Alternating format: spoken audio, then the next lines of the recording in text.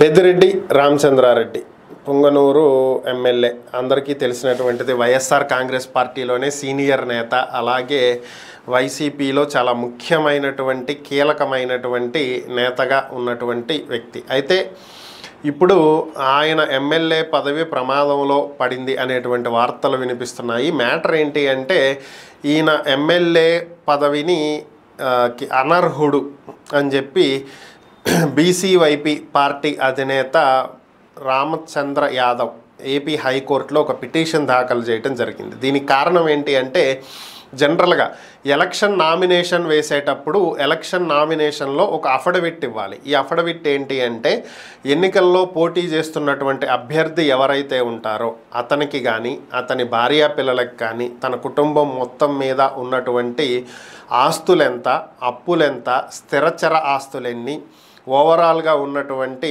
Bank అకౌంట్లు ఎన్ని, వాటిల్లో ఉన్న డబ్బులు ఎంత, మొత్తం ఎంత విలువైనటువంటి ఆస్తిపాస్తులు ఉన్నాయి.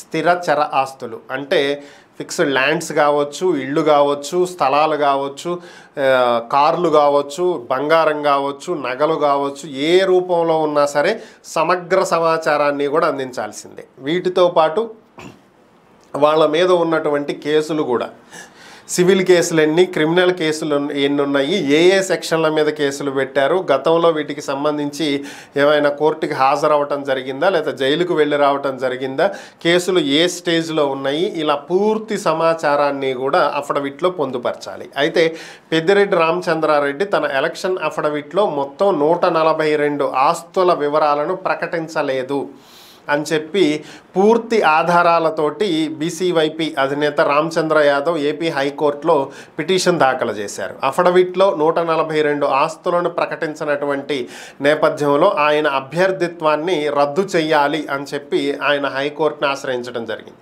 దీనికి సంబంధించే పుంగనూరు ఎన్నికల అధికారిని కూడా కోర్టు పిలిపించి విచారించడం జరిగింది.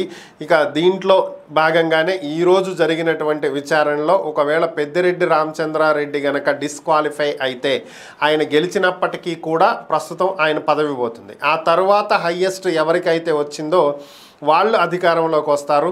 చల్లా రామచంద్రారెడ్డికి ప్రస్తుతం మెజారిటీ ఉంది ఆయన తర్వాత, సో ఆయనే ఎమ్మెల్యే అయ్యే అవకాశం ఉంది. సో అందుకు ఆయన్ని రీజాయిండర్ చేయాల్సిందిగా కూడా కోర్టు ఆదేశాలు ఇచ్చింది.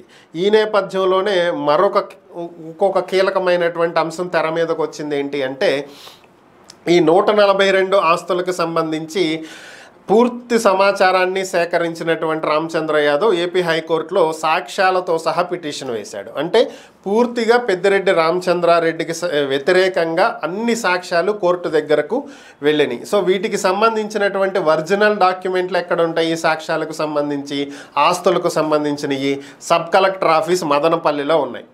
సో ఈ ఆస్తులన్నీ కూడా పెద్దిరెడ్డి రామచంద్రారెడ్డి గారి వైఫ్ పేరుతో ఉన్నాయి అనేది ఒక అంశం అన్నమాట. అయితే ఈ ఆస్తుల వివరాలు ఎక్కడ బయటపడతాయో, తన ఎమ్మెల్యే పదవి ఎక్కడ పోతుందో అనేటువంటి ఉద్దేశంతో తన ప్రధాన అనుచరుడు మాధవరెడ్డి చేత మదనపల్లి సబ్ కలెక్టర్ ఆఫీస్లో ఉన్నటువంటి ఫైల్స్ని ఇటీవల అగ్నికి ఆహుతి చేశారు. ఇక్కడ అగ్ని ప్రమాదంలో దాన్ని చిత్రీకరించేటువంటి ప్రయత్నం చేశారు. డీజీపీ చెప్పడం జరిగింది, ఇది అగ్ని ప్రమాదం కాదు, ఇది ఒక ప్లాన్డ్గా చేసినటువంటిది అని. దీనికి సంబంధించి పెద్దిరెడ్డి రామచంద్రారెడ్డి ముఖ్యానుచరుడు మాధవరెడ్డిని ఆల్రెడీ అదుపులోకి కూడా తీసుకోవటం జరిగింది. సో ఆ ఘటన జరగటానికి కారణం ఈ కేసుకి దానికి లింక్ ఉంది. సో త్వరలోనే కోర్టు ఒక నిర్ణయం తీసుకుంటే పెద్దిరెడ్డి రామచంద్రారెడ్డి ఎమ్మెల్యేగా కొనసాగటానికి కుదరదు అనేటువంటి వార్తలు అయితే ప్రస్తుతం సోషల్ మీడియాలో చక్కర్లు కొడుతున్నాయి. మరి ఇది ఎంతవరకు వెళ్తుంది, కోర్టు ఏం నిర్ణయం తీసుకుంటుంది అనేది అయితే తెలియాల్సి ఉంది.